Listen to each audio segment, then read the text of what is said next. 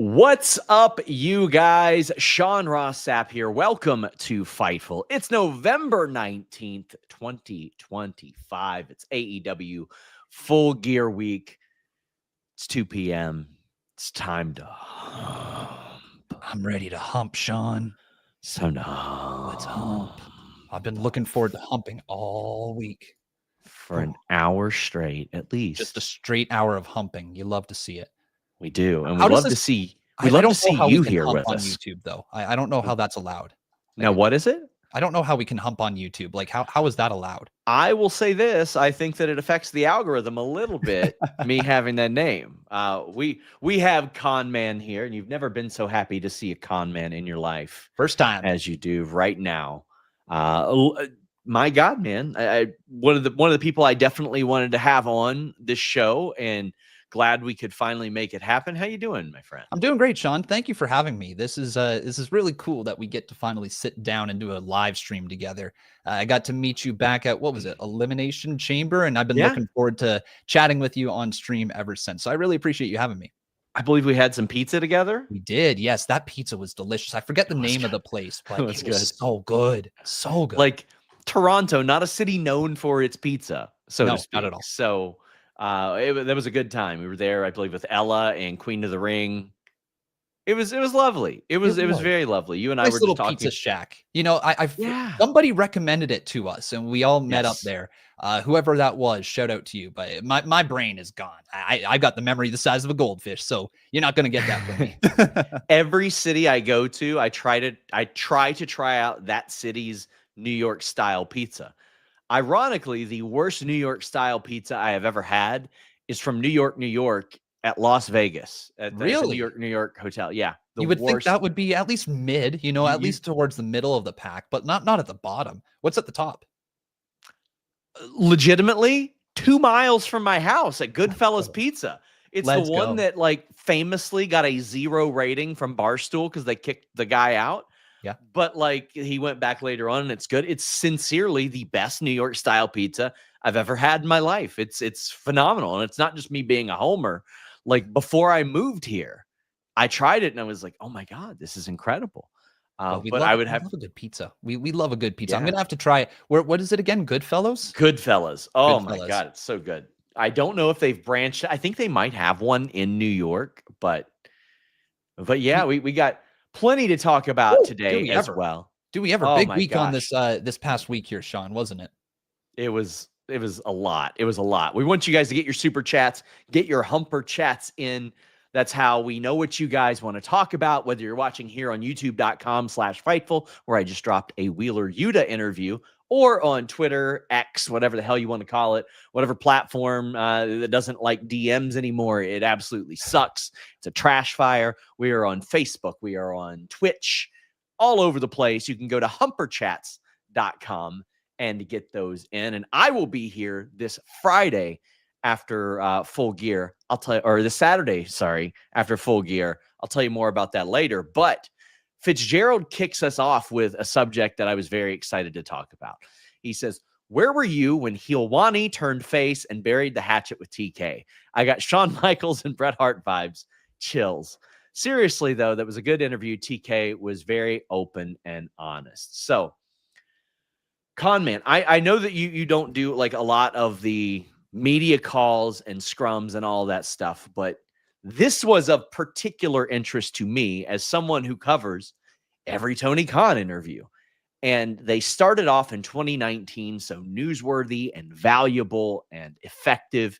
And over the last couple of years, one of my biggest criticisms of AEW has been these media calls and these scrums, of which Tony Khan will go off on 8 to 15-minute tangents about how Julia Hart and Sky Blue became friends, about how Hook has emerged from Team Taz, about Eddie Kingston's journey to the Continental Classic, of which, by the way, everyone on those calls, scrums, and pressers has already watched. We're not writing an article about him saying all those things. It doesn't happen.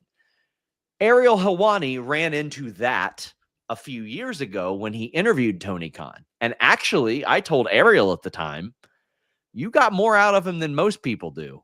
And for Ariel, that was not satisfactory, and it led to a bit of a feud, of which Ariel made some incredibly personal comments regarding cocaine rumors about Tony Khan. And even though Ariel is, yeah, that'll do it. Yeah. and Ariel is my friend, I thought that was hitting way below the belt. I thought that was a little much.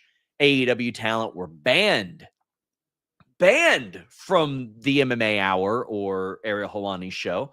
Ariel Helwani's connections to Nick Khan were speculated to have had something to do with that, but they buried the hatchet, and they had, quite frankly, Tony Khan's best interview in years, I thought. Yeah. What were your thoughts, even just seeing the headlines that emerged from it? Because there was a lot.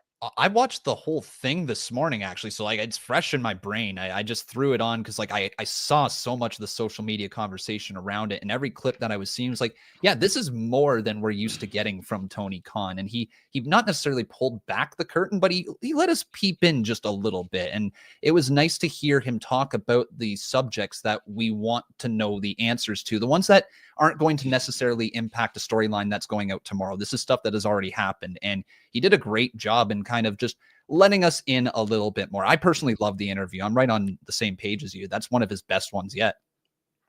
It was very newsworthy. And I have spoken at length to AEW PR, AEW people. And I keep saying, be concise, be direct. We don't care about the history of the Young Bucks and Kenny Omega until the TV show is on. Give a good answer, and then at the end of whatever good answer, like when we do the article, we're going to plug Full Gear. It's just, it's what we do. This was, I hope, not just eye-opening for Ariel Helwani. I hope it was very eye-opening for Tony Khan, who the number of quote tweets I saw that said, media trained TK is a demon and all that stuff. This is the professional approach to take. Now, I believe that he says different things behind the scenes. 100%. Yeah, 100%. For sure. I mean, you're putting on a media face, right? You're going out there and saying the things you want to be put out there. Of course, there's going to be things behind closed doors, but like, yeah, it was just nice to have him talk about those kind of taboo subjects. And there was only a few of them that he really wasn't willing to answer, and it was mostly anything related to like contract issues.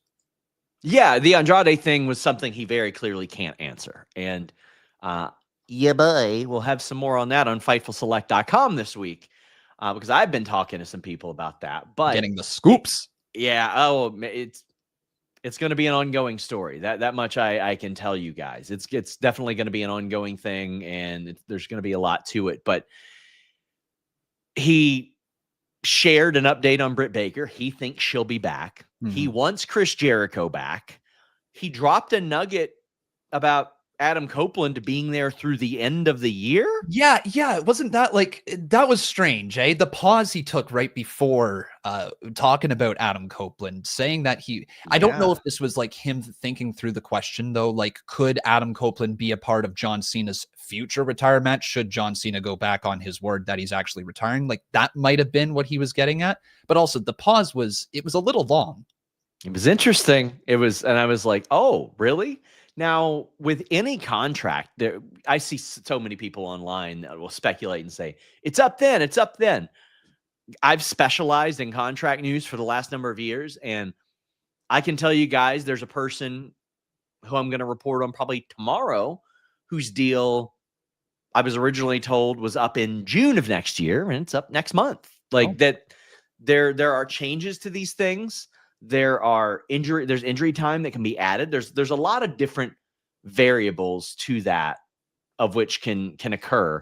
And that's certainly one of them. Like maybe he meant the end of next year. I'm maybe digging around, I'm finding out. But there were things asked like about the picture of Ricky Saints and Jade Cargill, Cody, and CM Punk. And he said, oh, that kind of made me smile because it reminded me of when Jon Moxley and Cody Rhodes did something very similar years ago. That made me feel good. I like that answer. That's like the human showing through right there, that he loves this business, and like seeing 4 wrestlers that used to be a part of AEW all as champions has to bring a smile to your face. And I know a lot of people were doing some guessing, and I wasn't just putting it out there just to get people to go, oh my God, what is that? If I can ever tell you guys who it is from an on background or on the record thing, I will. But I was told there's one wrestler outside of like Jimmy Havoc and, people who got fired for things like that, that as of now wouldn't be welcome back ever under any circumstances. And it's none of those people. It's none of them. So, I mean, Tony Khan he said that he was hoping that he could reconcile with CM Punk. It just didn't happen. It didn't end up working. I really liked it. He was asked about Shockwave. I didn't expect Ariel Helwani to ask about Shockwave. That was out of nowhere. And a nice little plug for NWA there as well. Yeah. And he said that he spoke to Billy Corgan, and he's like, Billy, I'm sorry, I didn't realize that you had used it. We'll just back off of that. It's not that big of a deal.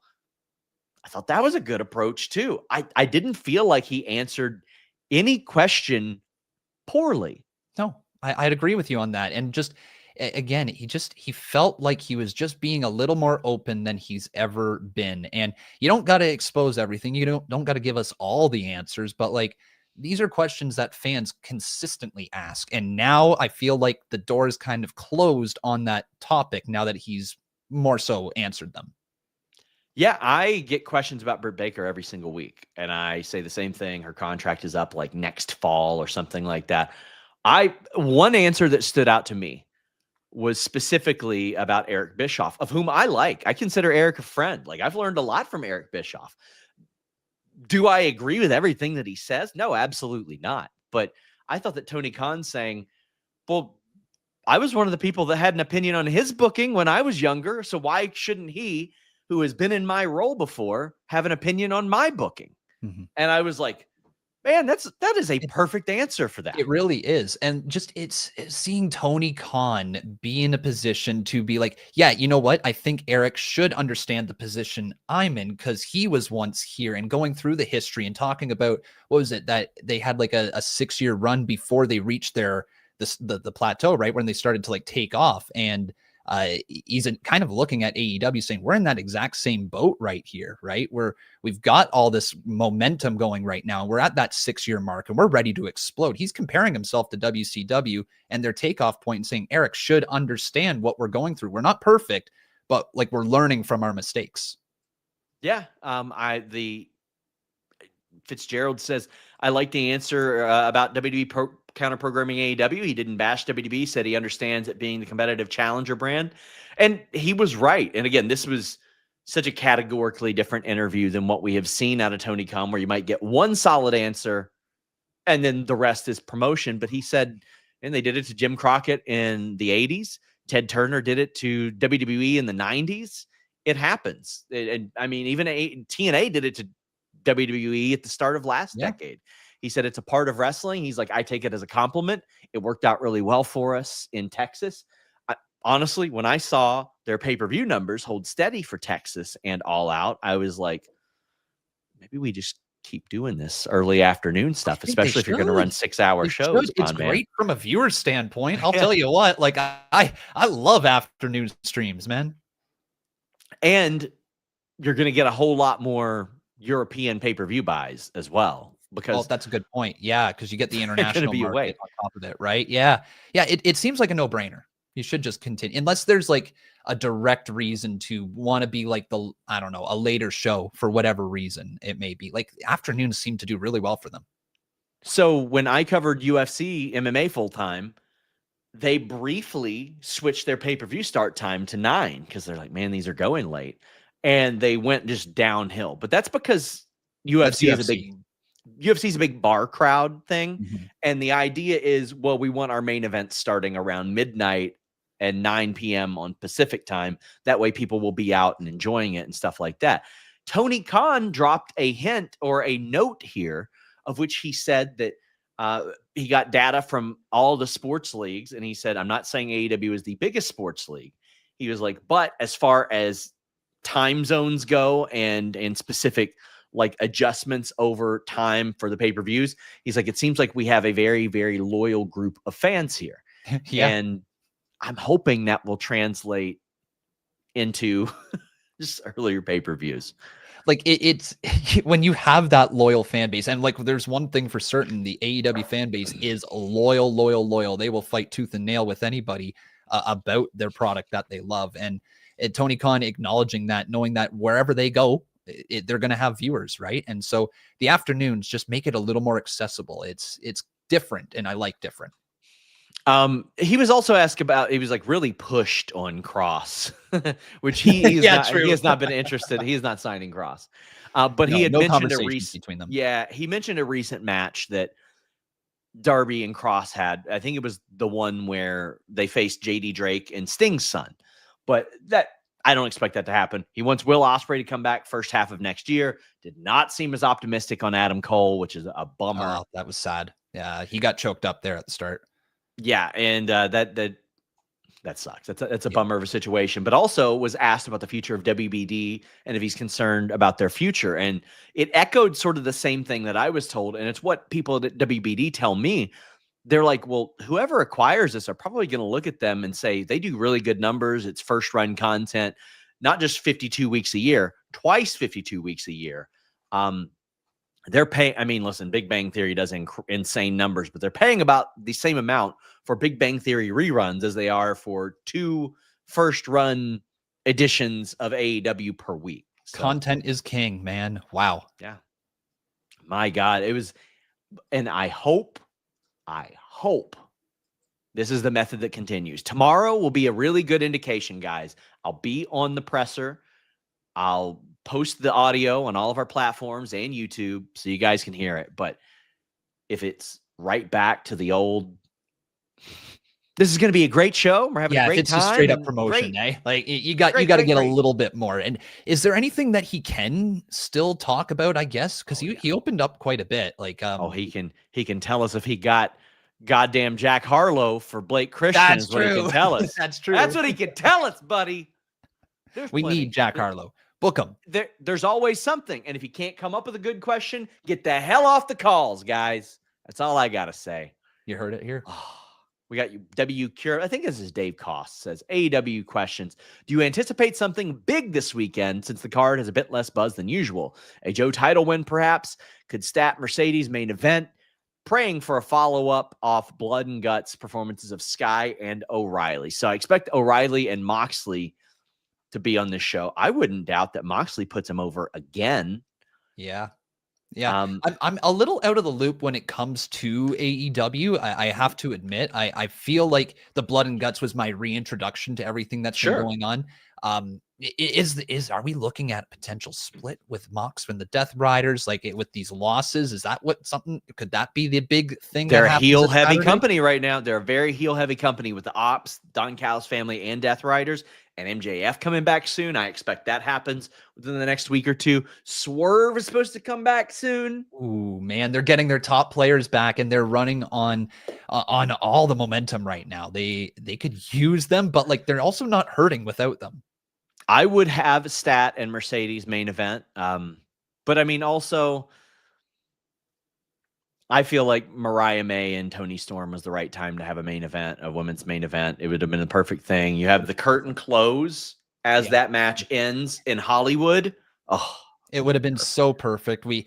I think every fan who watched that show had that exact same feeling when it was the end. It was over. You're like, that should have been the end of the show. It was perfect. And yeah, if we weren't going to get the women's main event with that one, I don't know what the match is that we are going to get a main event, but hey, it would be a cool change of pace if they did this Saturday. Let's see here. Any significant AEW contracts coming up? Danhausen, if you consider him significant, I do expect him to get WWE interest. I mean, apparently Cope, but I've not confirmed. I've not confirmed that one's the wild. Context that's a wild nugget to just drop like that. We need some more info here, Scoop Man. Yeah, I know that Renee's should have been up recently, but she's still there, so that leads me to believe that she renewed. Chris Jericho's is supposed to be at the end of next month, unless there's been some sort of freeze that I don't know about.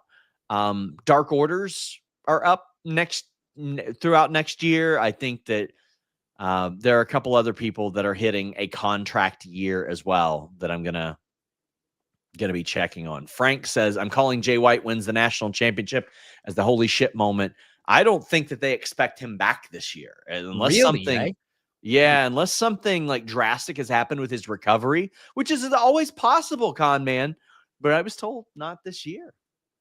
Man, that's a big loss for them. Man, the injury list for AEW is deep. Just the names that you're running off right here. It's a lot of people out right now. I mean, it's a lot all across wrestling. Like, thankfully, we're getting Gable back, it looks like, pretty soon. But like Rollins is out as well. Like, just a bunch of injuries. Lots of injuries. And it's crazy how deep like the rosters still feel. Like we are getting great episodes after episode. Like, I mean, sometimes we can stay up in the air about great episodes, but for the most part, very good episodes across the board. And just got Gunther back in WWE as well. Just got Rey Mysterio back in WWE as well. So things are finally like shaping up for them. But like they've missed Kevin Owens all year. Naomi had maternity leave, which that's a congratulations. Not a still out. How's her finger? How's Bianca's finger like coming along? Good. It looks rough. Not good. Still bad. Crap. Still really bad. So when it happened, I had people telling me like it was like a circus show backstage because people were going and looking at it because it blew up big time. But because she's Bianca, like, of course she's like, man, that hurts. This sucks. But because she's a badass, she didn't act like it was like the end of the world or anything. So people were like, oh, yeah, 6-7 weeks, she'll be back. And here we are, almost 6 months. Sorry, Sean, more than 6, 7. Yeah. Oh, yeah. I'm a kid right now, man. Look, of course. It's so harmless. I see people complain about it. I'm like, it's so harmless. It's the new what was that? The song 9998212, like that one, whatever that was. There you go. I forget, but that was us back then. Just kidding, not really. Says acknowledge your tribal chief Khan. I guess you could say this is Con Ross Sapp right now. Con Ross Sapp, let's go. I'm not going to toss my finger up in the air for free. No way. Okay, good. Oh, who do you predict participating in the C2 this year? So the Continental Classic, I don't think should be for the Unified Championship. It should be for an opportunity at the Unified Championship because they've already done it for the Continental title. They've done it where the Continental title is defended throughout. To me, it is where you basically solidify that the Unified Championship is something worth pursuing. I'd have Speedball in there. I'd have Kevin Knight in there. I would have all your workhorses in there. I would have all those guys that need to get to that next level. And then I would have Takeshita in there, and I'd have Takeshita win the whole goddamn thing because he is the man. He is the man. I love that. Book it. Make it happen right now. That's what I want. Chad22 says, do you think AEW might move Collision to a different night? Surprised they haven't yet with NBA gone from TNT and them having to move around the show so often. Yes, I do think they eventually will. TNT having the NBA was a big hurdle before, but right now they have seemed to have enjoyed these 3-hour blocks and then adding the hour to the tailgate on Saturdays. So that's the reason they do that. It's because WBD has promised a certain number of hours of content per week, per month, per year. So what they will do is they will take hour 1 of Collision, put it on Wednesday tonight, and then they will take hour 2 of Collision and it goes on the pre-show of Full Gear, which I actually think is a nice approach, although I'm not keen on 3-hour wrestling TV. You a big NBA guy, Conman? Not big with the NBA, but I will say that like they're obviously going to be a challenge to anybody who goes head to head with them, right? And sure, AEW building up that good fan base right now, that loyal fan base, they're going to go anywhere that they air the show. So wherever it's going to give them the best chance to succeed, they should probably do it. Well, my Toronto Raptors are doing very good right now. So I'd see like that would be it. If you ask me what's going on in the NBA, I'd say I know the Raps here, man. I love it. Well, slight little side story. I was down in Toronto for game 5, I think it was, back when they won the chip. I think it was game 5, I'm pretty sure, because they won it in 6. And I was in the city for that win, and the city just loses their mind. You love Toronto, right? You're a Toronto I love Toronto. It's my second home. I love it so much. I stay right next to Scotiabank every time I stay there. I love it. It is I got to get my passport renewed, or else I would have been there. If my passport didn't expire November 1st, I would have been there for game 6 and 7. and probably been way more broke and way more depressed than I am now. I was there for game 1, at least, of the World Series. I can There hold you that go. in my heart. That Yes. 11-2 win, man. It's it was a good day. Well, whether you're in Toronto or Lexington, let me tell you what you can do. You can use nordvpn.com/Fightful and save some money. This weekend's AEW Full Gear, get it half price. You might say, how on earth can I do that, Sean? Well, here's how. You go subscribe. You get that great deal at nordvpn.com/Fightful. It's like $298 a month when you get that deal. 30-day money-back guarantee, Black Friday sale. It's awesome. But you download the app, and you might say, Sean, what do I download it on? What do I download it on? Your phone, your desktop, your laptop, your PC, your router, your smart TV. You got a Sega Game Gear. Don't think it'll work on there, but it might. I don't know. I haven't tried it. You should download it. You should download it. You should do it. You got a tigergames.com or whatever thing it was back then. It ain't going to work on that, but it will work on all your other devices and operating systems. Then you just change your virtual location to anywhere else. Lithuania is a popular one. You go to the pay-per-view providers through that, and all of a sudden, those pay-per-view prices are slashed in half. You want to watch WWE next week? You're going to need an awful lot of services. Netflix on Monday, CW Network on Tuesday for NXT. I mean, gosh, Friday, USA Network, Saturday. You got to get your Peacock in there for a Saturday night's main event as well. Like, good God, man. ESPN, then for John Cena's last match, you got to get Peacock, or you could just get nordvpn.com/Fightful. Use one Netflix account and see all of that, and watch Saturday night's main event on YouTube. It's pretty nice, guys. 30-day money-back guarantee. And there are a wealth of other great benefits that I haven't even told you about, like the cloud storage, all that stuff. What I just told you about is all on the very basic tier. The highest tier is still less than any one of those services that you won't have to subscribe to. No brainer. Get it. Just get it.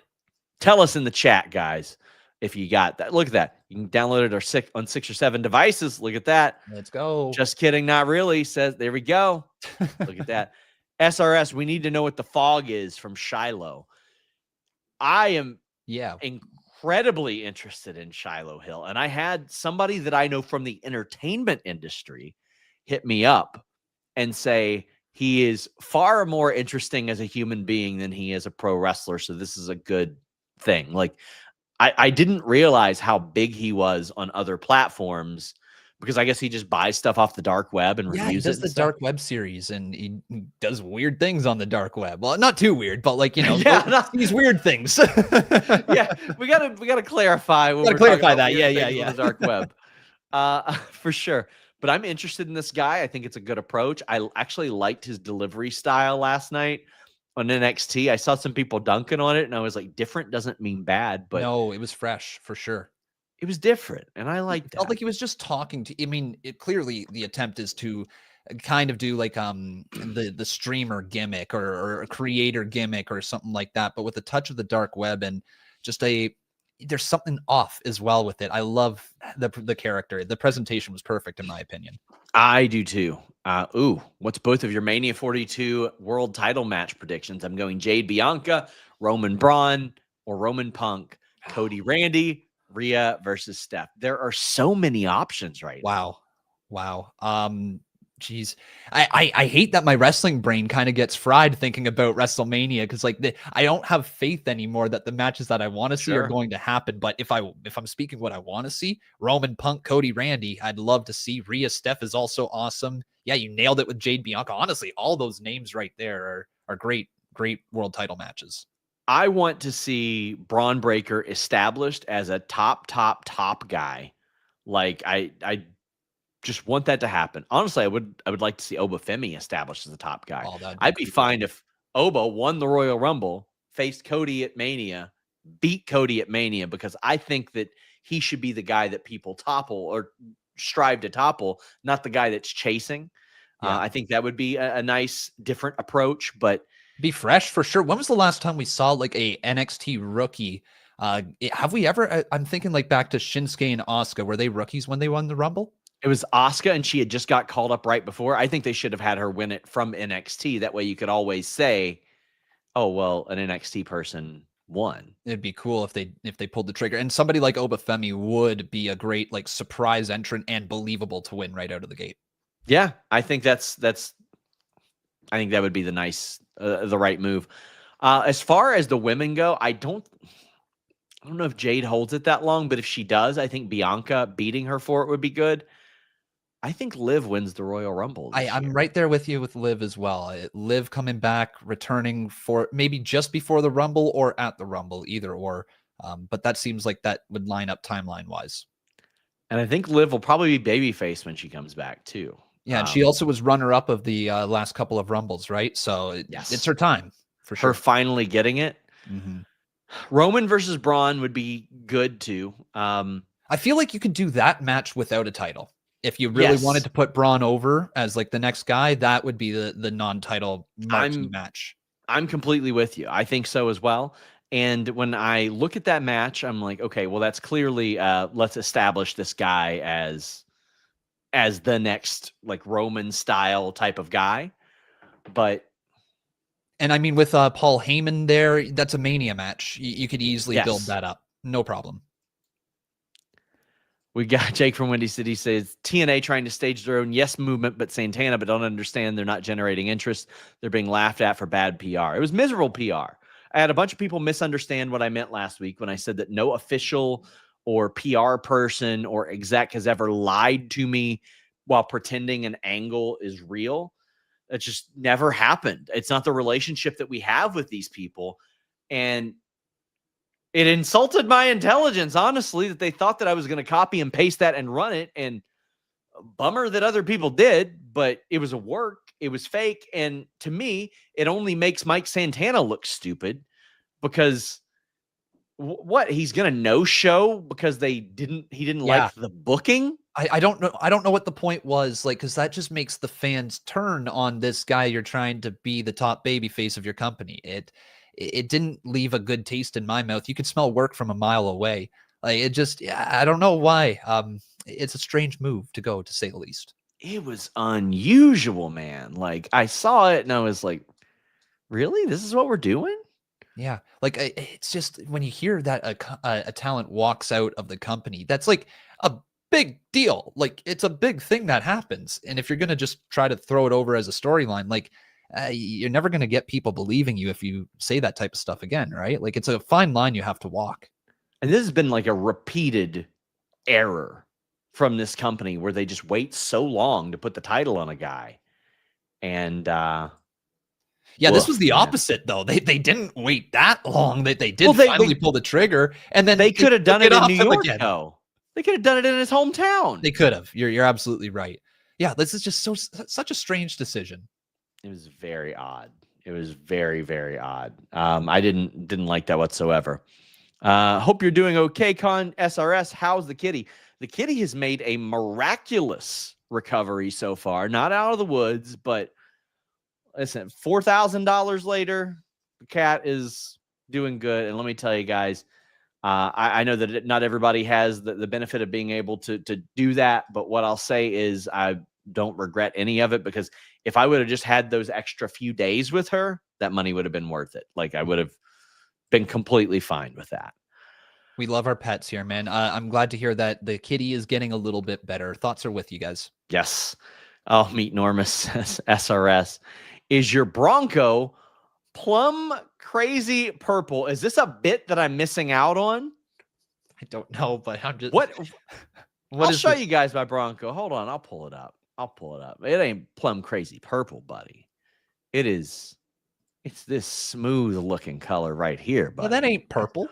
That ain't purple. That's like this is purple. My background over here. Yeah. That's not purple. It's like a dark grayish, silverish thing. Yeah. Bro, you must be colorblind. What? Like what? Meet Normus. What's the bit? I don't get it. He says, I bet you have a bunch of Whisker Biscuits in the back with some Nipsey Daisers, with or without the scooter stick. Con man, let's crank. Will we ever get Meat Mayhem? So, do you understand the previous reference, Con man? You're going to have to fill me in here. You ever watched Joe Dirt? No, I have not, but I know who Joe Dirt is. Yeah. It is worth a watch. It is worth a watch. So, It's a lesson that I often give my writing team, because covering pro wrestling, you got to write about stuff you don't want to write about. Sometimes you got to write about Donald Trump or Vince McMahon, or, stuff like you don't want to, or stuff that just doesn't interest you. There is a scene in Joe Dirt where he runs across a man selling fireworks along the side of the road that is not getting any business. And it's because he's only selling snakes and sparklers, because those are the only kinds that he likes. And Joe Dirt says, wait, you don't have any Whisker biscuits? No Nipsey Daisers? No whistling bungholes? With or without the scooter sticks? And I'm like, sometimes you got to sell some whistling bungholes, even though you don't like them. That makes sense. Hey, that's a good little lesson to take with you. I like that. Yeah. You got to do what you got to do to make the bucks. Will we ever get Meat Mayhem? I think so. I heard Tony's been into big, meaty sirloin beef sons of bitches lately. Big meaty men slapping meat. That's what I heard. Why doesn't WWE want titles defended at PLEs? Last time both world titles were defended on the same PLE, not including Mania and SummerSlam, was Bash in Berlin. I don't think it's that they don't want to, Conman. I think it's because they know they can get away with not doing it, and they can save it for down the road or save it for a TV. I actually don't dislike their method of doing things. I'd rather like 5-match PLEs. I just wish they would do less commercials in between them. Yeah. The commercials, I don't think it's, but like the match quality is fine, and the match lengths are fine. Like, you don't need a bunch more. Like, we lived through the era of 13 matches on a WWE card. Like, that was not fun. That was just a really, really long night. Nobody ever got over off of it.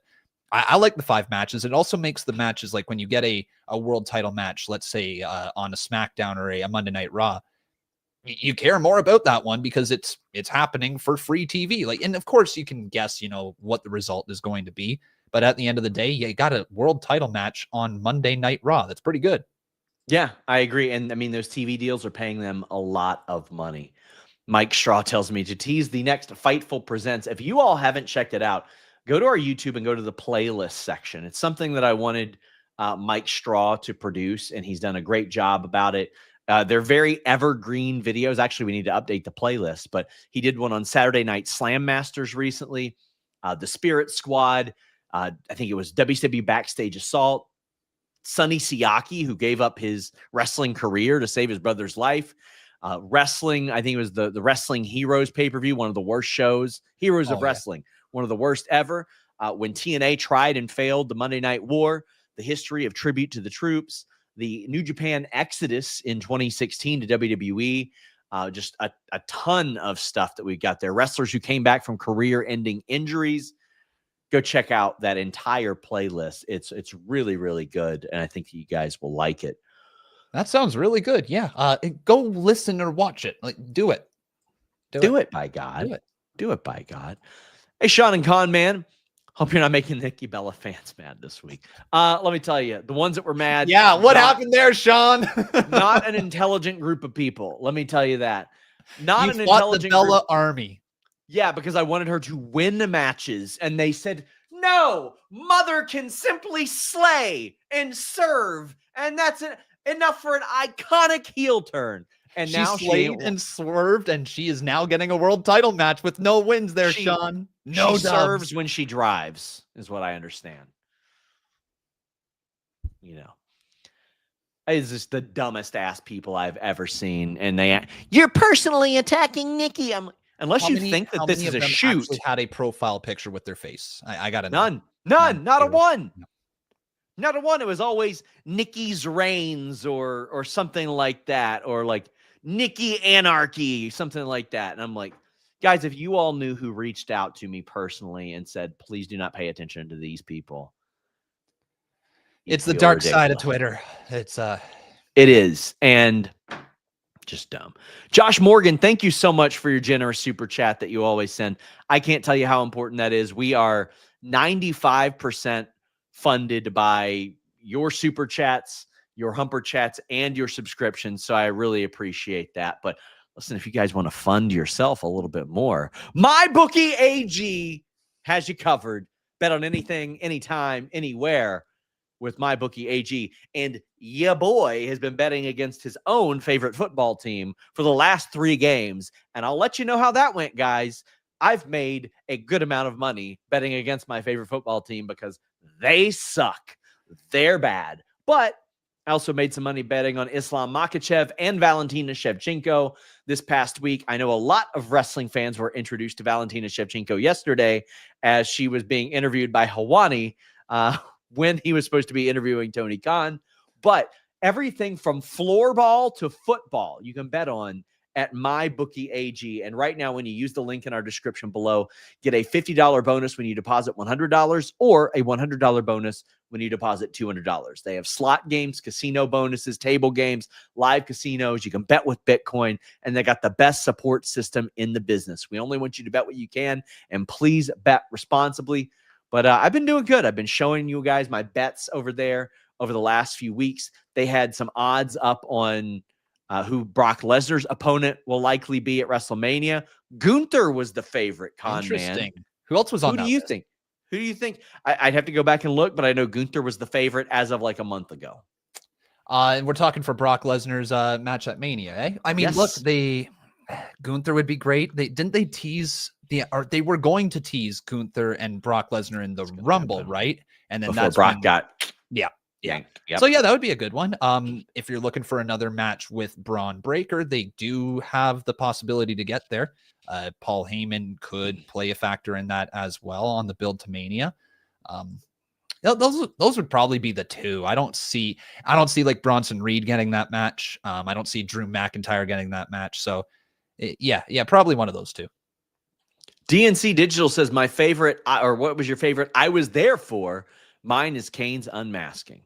Mine is Sting's retirement. That was next level. Had to see that. What about you, Conman? Fiend's debut at SummerSlam. Oh, I was there for that. There too. It was such a cool moment. I sat way up in the cheap seats, and when the music was revealed, it was just the rendition, like the remix of his old theme song. It felt like a bomb went off of the energy from lower to the upper levels. It's one of the coolest experiences I've ever had. Earlier in that night when Edge hit that spear and people just kind of looked around at each other like, did he just do something physical? Yeah. Like all the fans were like, what just happened? Was he supposed to do that? That pop, that surprise pop of seeing Edge was incredible. Just a legendary night, SummerSlam 2019. I also will say, being in attendance, like I've been lucky enough to be in attendance for some really cool moments. It seems like every time they come, whether it be AEW or WWE comes to Toronto, just a big moment goes down. John Cena's heel turn, I was there for at Elimination Chamber, which is a historic moment to say the least. And then greatest match, I would have to say, was Will Ospreay versus Kenny Omega at Forbidden Door. That one was just bonkers good. New Lac City says, sorry I'm late. Wanted to say New Haven style pizza is best. I've never had New Haven style pizza. It says better than New York style. I'm going to look it up. I'm curious now. He says, went to NXT last night, and for God's sake, they have way too much time between matches. Even the fans were getting upset and booing with too many promos playing. And then New Lac City also says the crowd hated the Shiloh promo and were booing. Just keep that in mind in case they're starting him as a face. Could also be there's too much time between matches, and we were kind of sick of it, but definitely going on his promo. So, I mean, also these are different audiences than they're used to. And NXT has to find this unique balance of catering to their local Orlando audience so often, and then seeing what works outside of there, because you just don't know, Conman, what works outside that area. Well, we've seen many times where wrestlers have come through NXT, been incredibly over, some of the loudest crowd reactions, but it just doesn't go anywhere, right? It's just a small demographic of fans compared to the large view base of WWE, right? Yeah, I'm looking up right now. What is New Haven style pizza?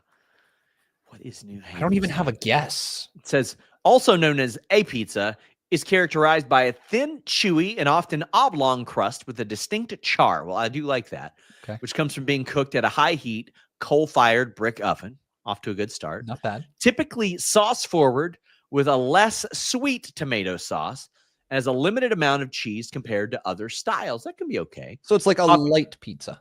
Yeah. Popular versions include the tomato pie and the white clam pie. I've had a few of those. We've got a couple places out here that are very similar to that. And I don't hate it. It doesn't sound bad. Like a No. thin, crispy, light on the sauce, light on the cheese pizza. Like it's a Yeah. diet pizza is what it is. And New Lac City says, Ariel touched on it. There's two things that turn me off about wrestling. Old wrestlers who become online trolls and say dumb things for bait, like Stevie Richards. And it's the only industry where the customer and fans are told their opinions are wrong. That happens so much, Conman, where you have a giant groundswell of fans that are loyal to your product, that want something, but the people booking it are like, no, there's actually this mythical casual fan that we hypothetically might get, and they would actually hate all the things that you all think are very cool, even though you watch the show loyally. It's always been weird to me. Yeah, my wife Becca could be considered the casualist of casual fans, and I really start to recognize how normal people, we're not normal, we watch wrestling all the time, let's be real, how people who just live their life, don't watch this weekly, if they tune into something, the things that they pick up on, nothing like the things we talk about or we look at, right? Beck was just talking about who she likes, which gear she liked better last night, if it was Blake Monroe's or Sol Ruka's, right? And she's like, I like the girl in red, but I also like the girl who does the flippy things. And that was it, right? That's how she looked at the business. It wasn't who's better in the ring. She's just like, I like her gear. I like how she moves. Like just little things like that. I agree. And New Lac City, I think you're right on the money there, buddy. I think you absolutely nailed it, to be quite honest with you.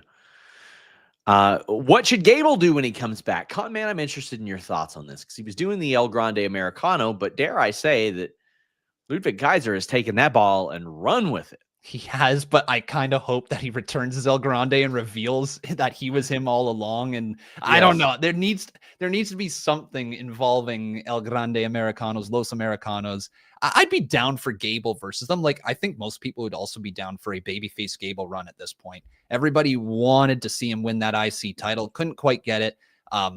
It feels like he could be a logical next challenger should, let's say, a Gunther win the IC title from John Cena.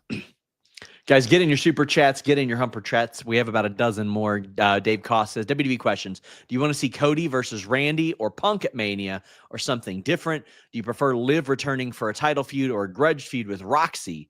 Ray and Dom career match at Mania or AAA title at Mania or both? Well, right now, Liv doesn't have a huge axe to grind with Roxanne. She hasn't been like giving Dominic lappers or anything like that backstage. It's been relatively well behaved, all things considered. She has been a great contributor to the Judgment Day. I would like to see that adjust in the weeks coming forward, but I want to see her win the Royal Rumble above all. Cody and Randy is a type of match that I don't think you have to do at WrestleMania for the title. I want to see somebody new made. Any thoughts on these particular matches? I don't. And also, Ray signed for multiple years last year and missed a bunch of time with injury. I don't think he's retiring soon. But any thoughts on this? I mean, I don't think Ray's retiring anytime soon. I don't see a career on the line match. I see a mask on the line match. I feel like something like that would be interesting. I know Rey Mysterio's whole identity is the mask, but like, Dom beating his dad for the mask, or even if Ray pulls off another win and decides to hit his son 10 times over at WrestleMania, you know, it might work that way. But I want to see mask versus hair or something like along those lines, or mask versus mustache, just something where Dom has to put it on the line, but not the career of Ray. I don't want Ray to be done yet. Yeah, and Ray's still doing it at a good level. I know people keep saying career, but he's got years left on his deal. So good. Like, he's moving better than he has like in a decade. It looks like it's incredible. That stem cells, they be working. They do. Oh my God. Like I want them so bad. Dave Cost says the only misses Ariel had was not following up on TK saying he's made mistakes. Perfect spot to delve into what specifically. Ooh, that's a good one. I might follow up on that tomorrow. But he says, what mistakes did you make? What'd you learn from? What specifically? Not asking about the sheer amount of titles, addressing the national title. That's another comment you mentioned. What can people ask about? I think there are way too many championships in every wrestling company. Personally, like, I think it dilutes the value of them when you have so many of them. Yeah. especially in a world where so many fans are conditioned to say wins and losses don't matter. I'm like, well, then why do we have title belts? Yeah, To this it degree. feels like when you have too many, it loses what they mean to be a champion, right? When you see everybody coming out with a title, it doesn't make the actual top champions feel like they are leaps and bounds ahead of everybody and almost unbeatable. Like, I like building up to that title defense. I like seeing people claw their way up the card, whether it be fighting in a one-on-one feud and then moving forward because they get an opportunity at a number one contendership. We don't see that enough sometimes. And then sometimes people are just gifted a title match because they're in a feud with a champion, which isn't always the best. Dave Koss also says, I know you put the show over, but man, and by the way, Dave Koss, thank you for your generous super chats today. Says the old school struggle storytelling in the Raw matches, Gunther Evans, Becky Dupree was a fun ride to take. Also, is Nemeth the best bumper in history? I think that Dolph Ziggler is by far the best bumper in history. Conman. Absolutely. Absolutely. He's just so good at every. Did you see his corner bump into the turnbuckle? How hard he hit that? Like, how doesn't he have cracked like ribs or something? I remember one time Brett bruised his sternum doing that, or like cracked his sternum doing that. And I know that is a Dolph Ziggler looking at Bret Hart and going, I think I can do it better. I can do it better. And boy, he didn't hold back. Also, the sell off of the Samoan spike out of nowhere. Dolph Ziggler is one of a kind. He doesn't get enough love for how good of a seller he was and what he did by staying behind in WWE to just be in that role, right? I'm happy to see him now out there betting on himself, being the most wanted man in Nick Nemeth. But that moment with Dolph Ziggler coming back was special. I want more people doing that. JD McDonough might be a guy that's kind of doing that a little bit, where they give him some wins and all that stuff, but you put him in there and you know he's going to have an insane match. But I'd like to see a couple more people be in that spot. Yeah, like just bring back the art of selling. Frank says, I would like to see the return of Saturday morning graps. Me too. I think that, well, not I think. I can tell you what WWE's view on it is. Their view is, well, you can watch it Saturday mornings if you want because we're on literally every network on demand and all that. That's their approach to it now. But I grew up on Saturday morning wrestling. Like WWF Mania in the 90s. I watched that shit with Todd Bettengill. It was the best thing, turning on your TV on Saturday mornings. You're looking through, am I going to cartoons, Sports Center, or, oh, look, there's wrestling. Let's toss that on. Why is TNA determined to light itself on fire? And why did Santana lose the title so quickly? The win was overdue. Because it's what TNA does. And here's why I think it's happening, Conman. I think they, after not giving him his moment at his hometown and doing it at Bound for Glory, I think they want to re-give him his moment on the first episode of their newly announced TV deal whenever they do it. There it is. Yeah, that lines up, doesn't it? It really did feel like they decided, oh, we got this moment, but it wasn't where we wanted the moment to be. So let's just run it back in however many months or weeks time. And they do this all the time. They waited too long with Joe Hendry. They waited way too long with Josh Alexander. What is the reason behind that? Is it just because like from their perspective, obviously a lot of these people who come up to be the TNA champion are on the rise. They're using it as a stepping stone. Is it just the fear that they're going to leave when they're at their hottest? Like, I don't know what it could be. At this point, they have to understand that's going to happen. Because if you don't just understand that, you're going to deal with what you have dealt with for decades and decades, which is effectively nepotism within your industry and saying, well, we know he won't leave, so he can be our champion. Yeah. No, make it an attractive destination where people say, okay, well, I can build myself there. And then maybe you become an Eddie Edwards who is like, no, this is my home and I'll stay here forever. And Moose, I'll stay here forever. I'll stay here for good and still get some opportunities. But definitely the idea of taking titles off people a little earlier is that. And this is a problem TNA's had for decades. They never put the title on Monty Brown when he was very clearly the guy. They pushed Bobby Roode as this big baby face, had him lose at Bound for Glory. Then James Storm won the title days later, and then he won it off James Storm. Yeah. They've loved to do this. They've just You're taking me down an interesting memory lane right here, Sean. Not great. Not great memories. What happened to Private Party? Are they going to WWE? There's WWE interest, but earlier this year, Wrestling Observer reported their contracts were up soon. Now, That was like 4 or 5 months ago. I probably wouldn't have said soon if they had this much time on their deal, but that did lead to people in WWE saying they had interest. But then since then, Fightful Select, please subscribe, best $5.99 a month in the business, reported that their deals might be up at different times, but they are under contract right now. But to me, if they have been under contract this whole time, there is no reason to not have them on TV since like January. They're not hurt, right? I haven't heard, but I haven't heard of any injuries. So, yeah. Tom Talks Rubbish says, love all that you all do. I've done some good interviews with Tom Talks Rubbish. Great guy. Ashton Clay says, Conman, been watching you since Mania 35 as a part of the common universe known as Ace Ashton. Wow, that's a throwback right there, bro. You've been around for a minute. That makes me feel so old. 35? What? I mean, man, we're going on like 7 years. I'll tell you what's humbling. I think it was last year, maybe the year before, I was at a 2K event. And one of the, they brought in all the streamers, right? Like the game streamers. And one of them said, I've been watching you since I was a little kid. And I was like, all right, Sean, I literally did that yesterday to Simon Miller. I had him on for an episode of Conversations, which is going to drop next week. Not to do a cheap plug here.